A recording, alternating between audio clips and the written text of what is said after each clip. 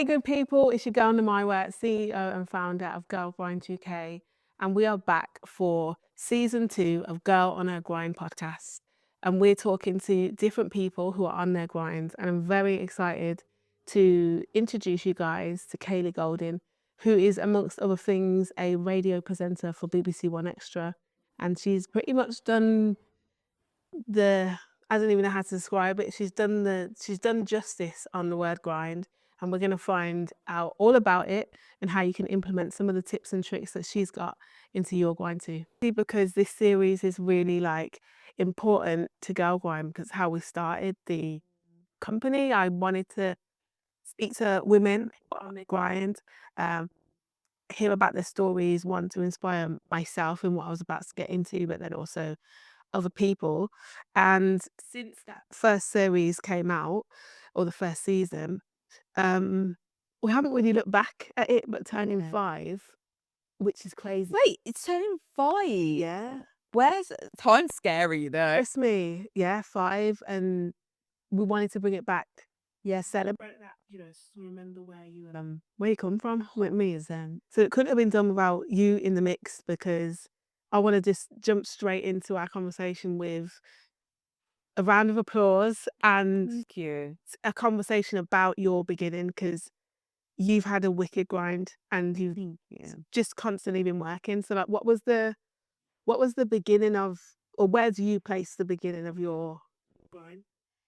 Do you know what? It's mad because I feel like you have the beginning where you learn that you love something. So the beginning for me is obviously like I grew up listening to Trevor Nelson, listening to One Extra because my mum loved One Extra and Yeah. she just loves Trevor Nelson.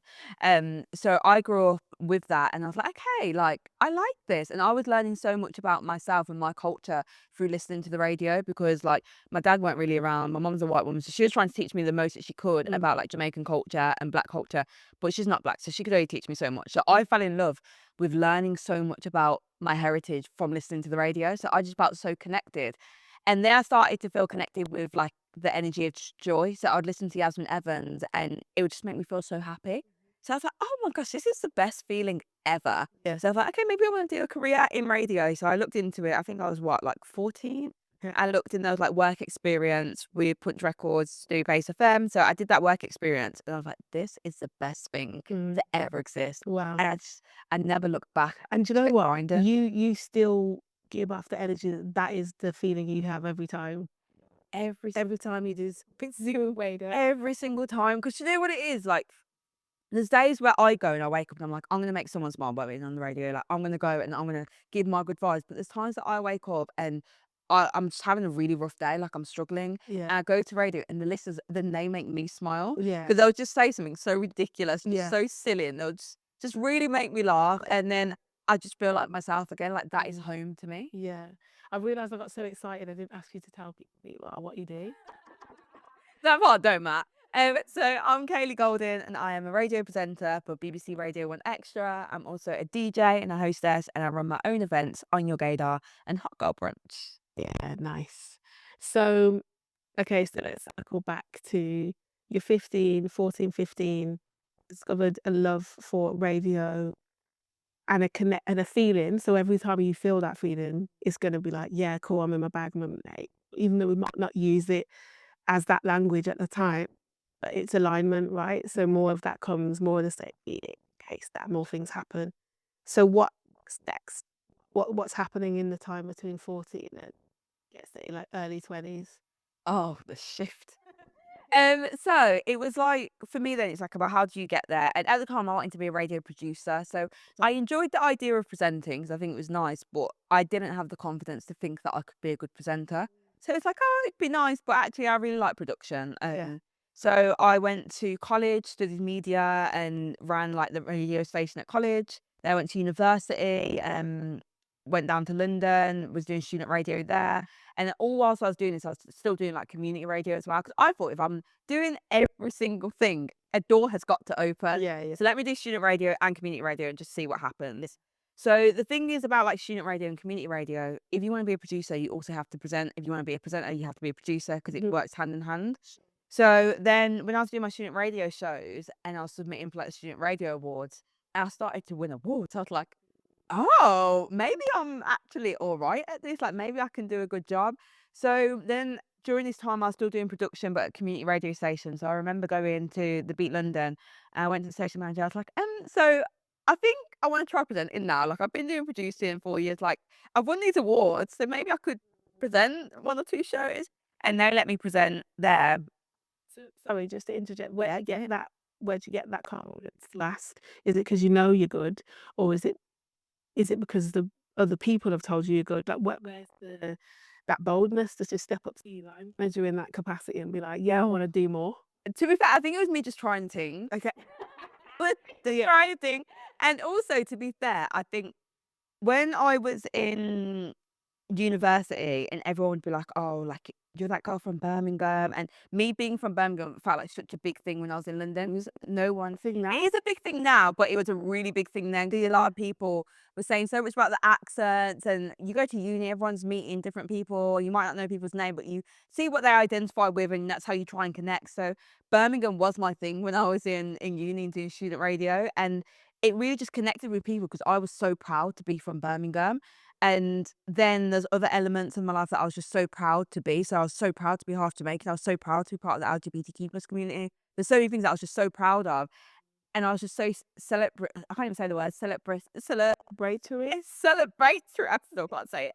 Uh, So I was just so like, do you know what? I'm just gonna celebrate me and I'm just gonna go for it. And if people like it and it resonates, great. If not, and they shut me down, all right, cool, that's fine. I'll try something else. So does that energy come from home though? Because like, some people have to work really hard to energy, and I've met your mum a few times, and, takes up space that she requires.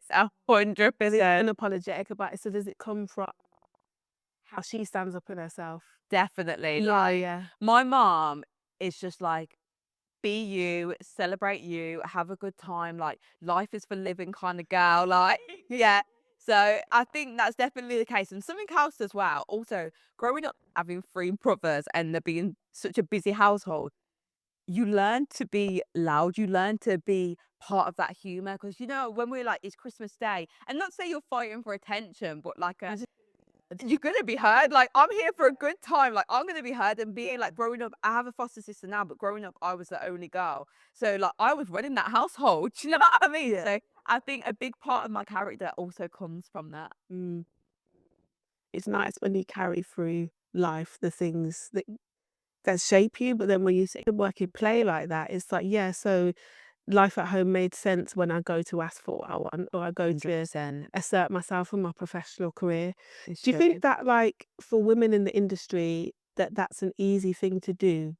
Or do you, because, yeah, like, it's weird. I want to kind of rid the narrative of like, it's hard for us or it's this and that. There's factual things that would say, or data. I know you did the report on radio, and like, that's a prime example of diversity and equality in radio. So the data does support that it is difficult for whatever reason, but like, do you feel like it's hard to take up space? I think that obviously the data is there and sometimes it can feel difficult to take up space. But I think you kind of have to talk your head around it and be like, well, no, I'm going to take up this space anyway. And when you're so proud of who you are and you're so proud of what it is that you do, no one can tell you any different anyway. And that power and that confidence radiates.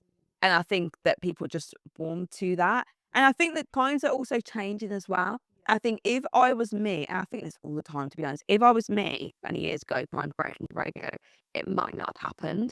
What the timing was just right. Even the and that extra plan to move to Birmingham, the timing was right and the time just aligned. And that was all kind of, well, yes, control. You didn't make that decision. Somebody somewhere had it Exactly. a couple years ago, probably, and it aligned with Yeah. But what I will what's say road. Yeah. is that's why it's important to always speak about what it is that you'd want and speak about the parts of you that are important. Because when one actually did say, "We're about to go," that's good they're called. Like they had to call me. So I think it's Oh, important to always buy out about it. I like that.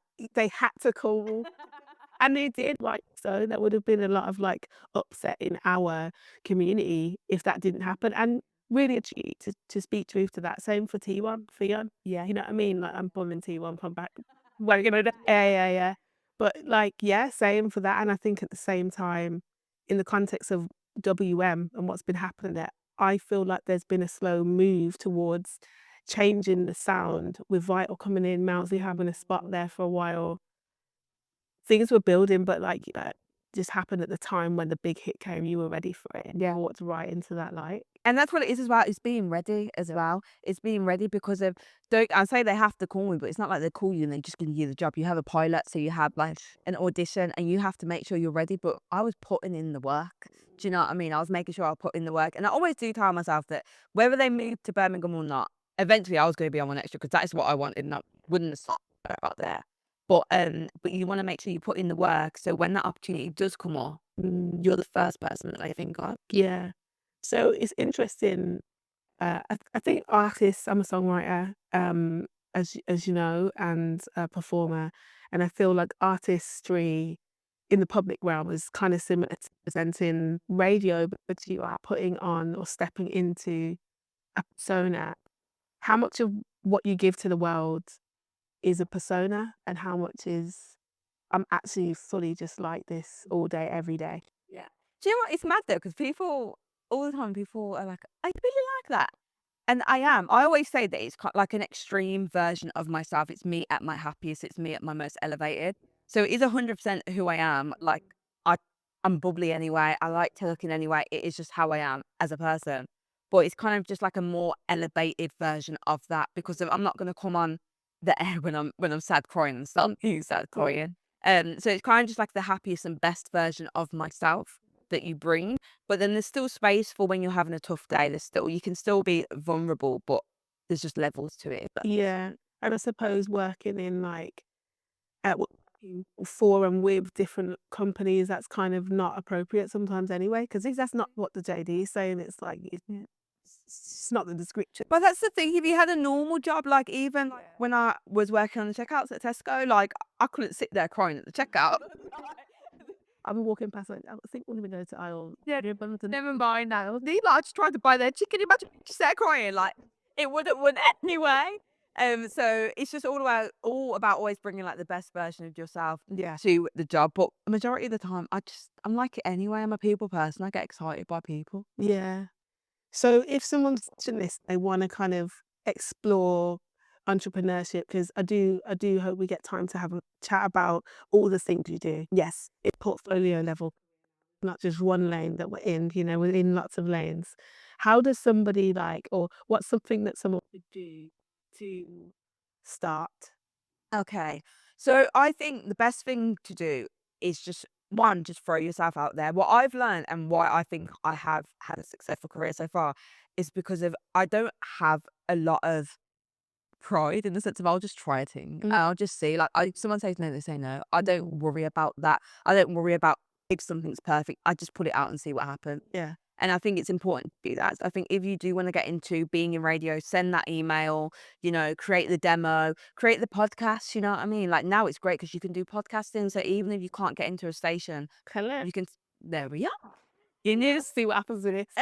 there you can start podcasting, you can start making content and doing things. Yeah. Also, like networking and learn. Do you know what I mean? Learn, be a sponge, absorb. Because this is the thing as well. A lot of presenters, the up and coming presenters, I'll say, well, I think you try production because then you get to learn stuff. Because that was my route in for a lot of stuff was actually production. And they'll be like, no, I don't. And I'm like, but why wouldn't you? Why wouldn't you want to try every single route? Because even now, I know I'm a better presenter because I'm a good producer. Yeah, yeah, yeah, for sure. So on that then, like, how do well, I know that relationships are important, and like I'm proud that I've known you for like 10 years. So long. And you've never had a qualms, never had a beef, never been associated with that, always just been cordial and had respect for each other. And I think that's up like the last 2 years, maybe evolved more into like a bit of a bubbly friendship. Like, Yes. but I feel like I respect relationships in that way and just want things to flow naturally. Like I'm really a forcey kind of person. And if my spirit don't take it, just don't take it. It's just is what it is. I hear it. But do you think like how important is like relationships in those spaces? Because to have a long career, a lifetime career portfolio, you gotta be nice to people. You can't be walking around like batting at people or coming with I have to be careful how I say it, just being rank Yeah, you and can't be like, like, eh, what's the word? Like, you know, when you expect oh, entitled and all. yeah, that's the one. Crazy. Yeah. I don't take for Or entitled do you people. or did was that something you chose not to do, or did you learn quick? Was there an experience where you might have felt that before and then No, yeah, I think like my mum would humble me real quick if I was like that. Like my family would be like, "Who do you think you are?" yeah, So I think I'm just naturally that way inclined. Like I couldn't imagine being an entitled person. I couldn't imagine being yeah, a nasty person. And I think one, I just wouldn't be like that anyway. But two, yeah, it just wouldn't work for your career in the kind of industry that we're in. Because although people do say that there's like some people that are horrible at the top and this and that, I generally just met kind people because I just connect with kind people. That's just how it works. And if it's an industry where it's like about who you know, not what you know. And people are going to want to help people that they like and people that are kind to them. yeah, And it's the same way I'm always happy to help people as well. Because that's what I don't like. So when people expect people to help them all the time, where they're not willing to also help the others. yeah, yeah, And it doesn't work that way yeah. at all. And I think it's that mentality of there isn't, you don't have to have like the superficial things of versions of help, like money. Yeah, Sometimes it's just time, sometimes it's checking in w and making space, people, you know? 100%. And just Yeah, giving advice and just, yeah, just sometimes people just need to talk. And yeah, like you said, and that's it. So I think it's important to just have those genuine connections. And then, like what you said as well, it's about actually creating friendships and connections because I'm actually not the best networker. If you put me in a room and tell me to network, I have really bad social anxiety. I get scared because I'm like, What am I doing?" But if you tell me to go and make friends, I can do that. yeah, So I always kind of try to look at it as like, Kaylee, just make friends because yeah, then I find it easier than if you tell me to go and network for a job. yeah. I hate that. So actually, because like for me, I clam up when especially with songwriters in particular, when they read their acting, Yeah. who they've written for, well, inside. But then sometimes if I don't absorb it, and I'm just like, oh, we talk about life, their children. A lot of people that I write with are older, so they're married, and they like talk about stuff which is very normal, very day to day. It just simplifies it. 100, because they're humans at the end of the day, like they're humans. And that's what I like now also about social media is because you can connect with people. Because, like I said, I have social anxiety and I like connecting with people on social media because it helps me see that they're human. When I see them just posting their dog or their food or their friends, at least when I see them, I can be like, oh my God, how's your dog? When people ask me how Bruno is, like my dog, I get gassed because I'm like, oh my God, now we could talk about dogs. And that's so much more fun than us talking about how you're going to help me and how I'm going to help you. Yeah, Let's yeah, do that instead. yeah. So that's great. Oh, Bruno's fab.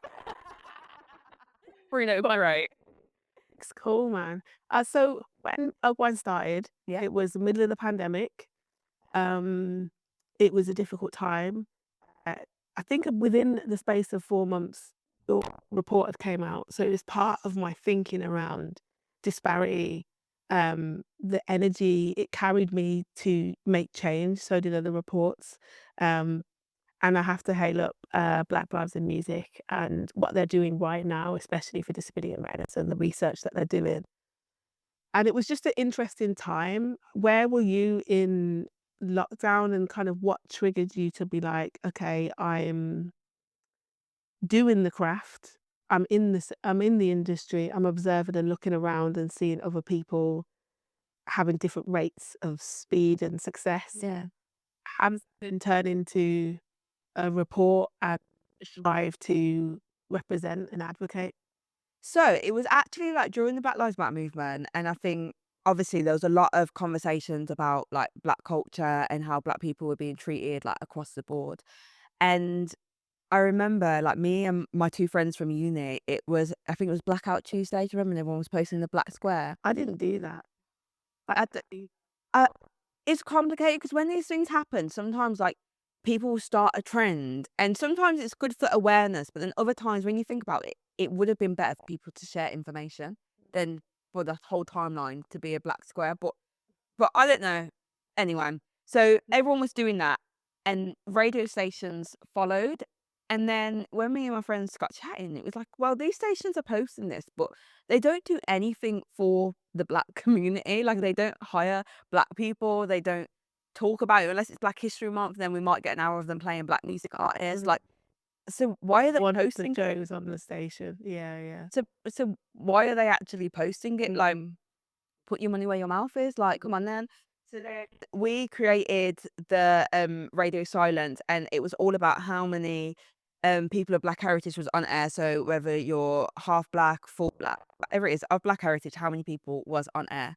So we kind of looked at that, and some stations it'd be like 0, or sometimes it'd be like 1. It's like, well, you're not really doing anything for representation, because of I'm in community radio. I see how many great, amazing presenters are there, and you're not using them. You're not developing them. Mm. So it just annoyed me. It annoyed us. So we looked into that, and then we looked into Ofcom's reports on how many people of ethnic minority was working within these stations. And this is the thing as well. When it comes to representation, I completely understand. I think it's something like, don't quote me, but maybe it's like 6% of the whole of the UK are of Black heritage. It's around that amount. But these stations are broadcasting from London, and it's not 6% there. Do you know what I mean? So you're not even representing the city that you like broadcast from. Yeah. So come on now, let's get it together. So we put out the one about the different ethnic minorities, and then we was like, okay, let's open this more. Let's hear people's experiences. So then we did an episode, a podcast series. We was talking different people, each race, two stuff. I was like, but I'm more to stay. So let's stay at the inroad being small, and let's see minorities. What's happened as this would be in Liverpool? Like,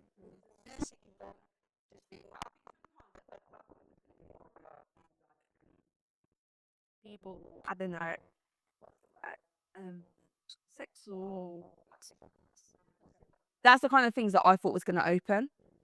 But then there's other things like what happens when you have a child, and I didn't realize how scared I am to actually just have a child whilst being a radio presenter. Because does that mean my career's over? yeah, sure. What happens there? And there's so many things that I didn't think about. Menopause, when you're struggling with your emotions, what happens then? And just all these different areas that I never see.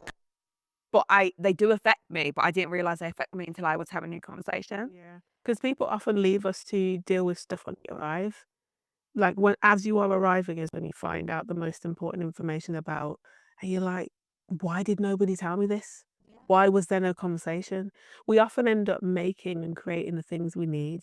Exactly. You know, it's interesting that some people have to take up the mantle of responsibility. And as a speaker, as someone whose words travel to, like, I don't know what your full listenership is. Um, I know it's enough people. So that responsibility, I guess it's kind of natural for you to lean into that space of wanting to Yeah. collect the data and find out what is actually going on. Yeah. You know, and challenge a few people in that process. Yeah, I remember I was so scared when the report went out. Like, I thought my job was over. I remember I emailed like my bosses and was like, "So, I've been doing this research behind the scenes. This is what's going out tomorrow, Yeah. and that's that." And I was like, "Okay, job's gone." But I was working at Bauer at the time, so Magic Radio, it's owned by Bauer, and they were so supportive and they were so kind. And then that just reassured me, like, okay, no, it's okay for you to question these things, like question it, Yeah. experience it, like learn. Being the martyr is the best way. I think, I mean, observationally anyway, an interesting example of that and the type of embrace people got. I think at that time, I don't think there was one employer in the UK that had the audacity not to back the Black Yeah. voice that was speaking out. Yeah. And I think even in context, other places in radio and things that I saw at that time, I think as a Birmingham, you know, we're both Birmingham girls. Yeah. But even thinking about how Sideman left what Wayne station he was working at a time, and why, you know, and then how that change, it had to be embraced. Another time might have kind of set something up like that to feel, you know, Ronnie is just another Black person ranting about whatever. But like Yeah. that time specifically was it was mad. And I think Yeah. now pushing forward, going forward, it's interesting to see where it's dialing down, where it's just sparking up. You know what I mean? Yeah. Yeah. It's mad because when I think of you as a professional, it's like, yeah, I could see you like hosting the Grammys. I could see you writing a book. I could see you Especially. I could see you doing up bits in Miami on like some party boat, but Hot Girl Brunch out. Not shaking my ass in Miami, no joking. I think we'd have a great time. I would. I do love Miami. Yeah, like I could see you doing all of these things. Do you have a vision? Because the last we spoke a couple of months ago, and I asked you something similar, like on a personal one, about like, what's next? And you was like, babe, this is my dream. I'm here. Yeah. I'm just gonna enjoy it. Uh, so what, let's say that was like 6 months ago. Is it the same answer? Or are you like, are Honestly. you chopping up plans now? I bought a manifestation journal that's literally giving me prompts so I can really try and think what it is that I want. But when you want something so bad and you get it, like it's hard for me to think about what's next. Like um, I am trying hard, and there is things. I would like to. Like, I'm a celebrity that I do for Strictly. It'd be Oh, fun. yeah, fantastic TV. Imagine deck, Ant and Deck. Sort yourselves out. Like just yeah, just TV. Like it would be so much fun, and even like DJing Glastonbury, DJing wireless, and doing all these things. It would be amazing. Hot for it to like yeah, what it would be so amazing. But it's mad because the one thing, nothing will make me feel the way one extra daytime makes me feel because I've wanted that. And generally, like radio, when people used to say, "Oh, I used to say," oh, but radio literally has saved my life. So I couldn't imagine feeling as strongly to anything else as what I do radio. So I'm trying to find that next. Yeah. Or maybe it will never come because this is my dream, and I wake up every day and I do my dream. Everything else, don't get me wrong, I would love God, please make it happen. But radio, that's what I love. I think it will. Yeah, I think you'll find another thing because your gift always wins. Yeah. Yeah, always. Yeah. Because, and do you know what? I've been trying to gas you up, yeah, but like I know for a while that Beyonce's ears are listening to the same.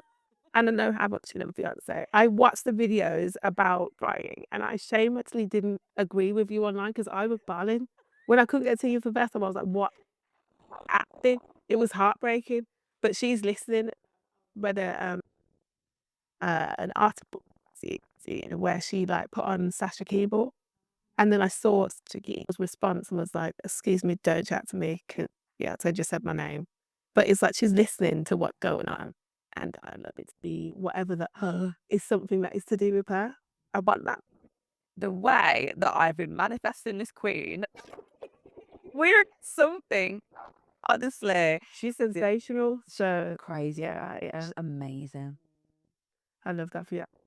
Oh, so sick. And she just taught me so much, like talking to like women on their grind, girls on their grind. I learned so much from Beyonce. And when people like they see how much I love her and they think that it's just a music. It's not it's not music. So and how I say learn how to produce, learn how to do social media, learn how to be a video. I learned that from watching Beyonce and learning to be the best in your field. You have to learn everything. Yeah. Do you know what I think some people often mistake that learn everything in your field, relevant or lane, to try to be her.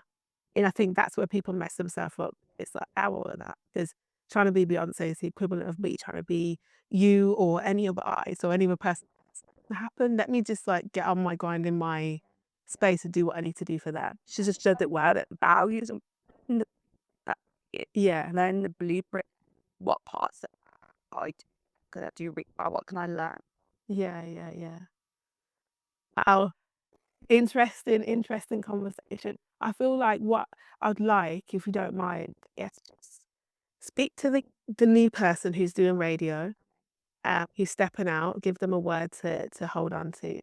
And then I think also the same for people who are in radio to us, whether that's about being part of the LGBT, being a woman, being black, or dual heritage, however your preference on like how you describe yourself. Um, just speak to them two people. Yeah, I do not want anyone that wants to work in radio. I think it's very people because there's so many amazing radio presenters on the so many community radio station and open that sheet hospital radio people, and it is a very competitive field because being an artist is very competitive, being a DJ is very competitive. when it comes to radios, like there's no other slots on one extra. There's only like 1 till 4. It's my slot and that's it. Do you know what I mean? So you kind of have to realize it's real. So as compared to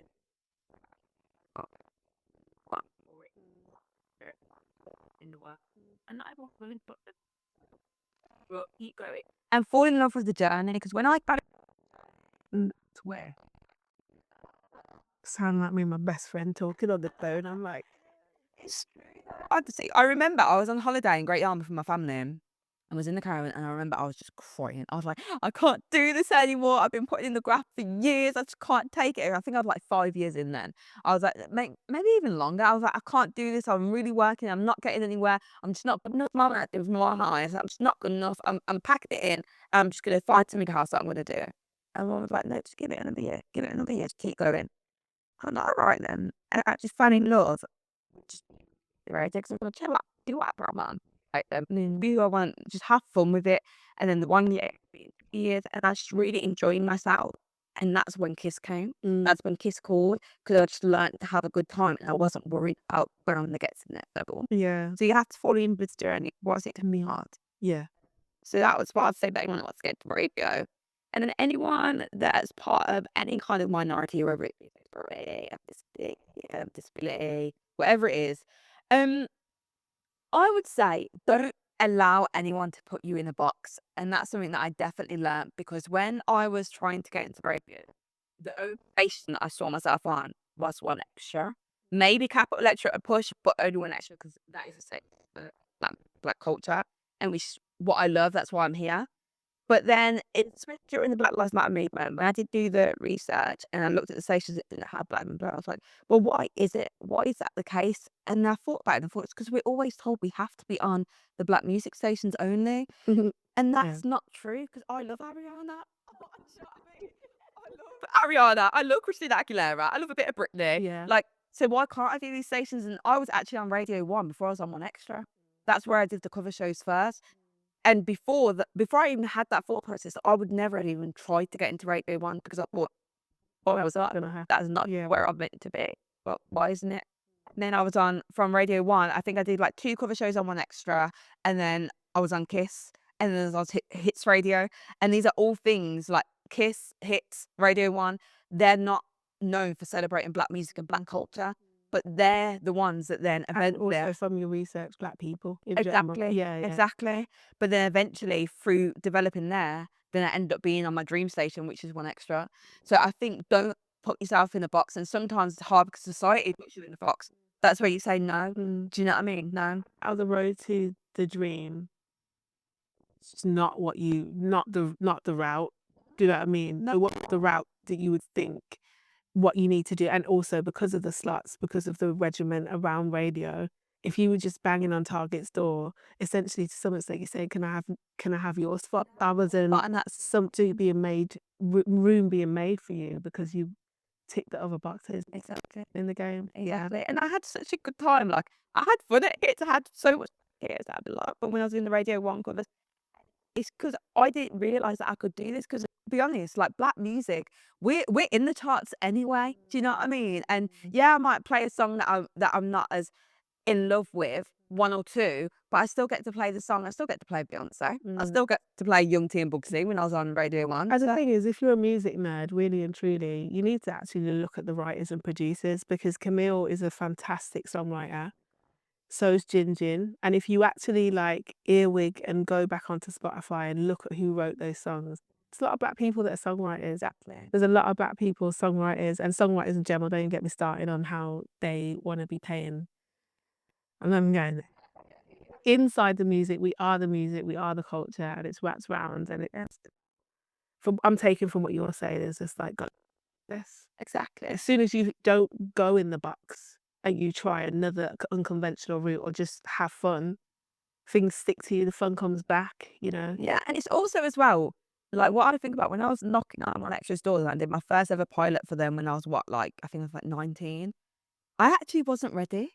And you think you're ready. Now you talking the things really, yeah. I weren't ready at all. Like I listen back, I'm like, oh gosh, that's why they didn't call me back. Like I actually wasn't ready. I had to go and develop, and also for longevity as well. It's good for you to have a longer route because it means you're in the industry for longer Yeah, for as sure. well. Yeah, yeah. And maybe you needed to talk to a few more people in between that to get the world experience of like, this is just how you talk to people, this is how you hold space, and like, especially when you've got other things that you shared with me today, like about having social anxiety. It's like, if you're kind of not ready on that front, maybe there's something in the whole package of you that comes into that role that's like, yeah, like that you believe all the time. Yeah. Yeah, Yeah. yeah.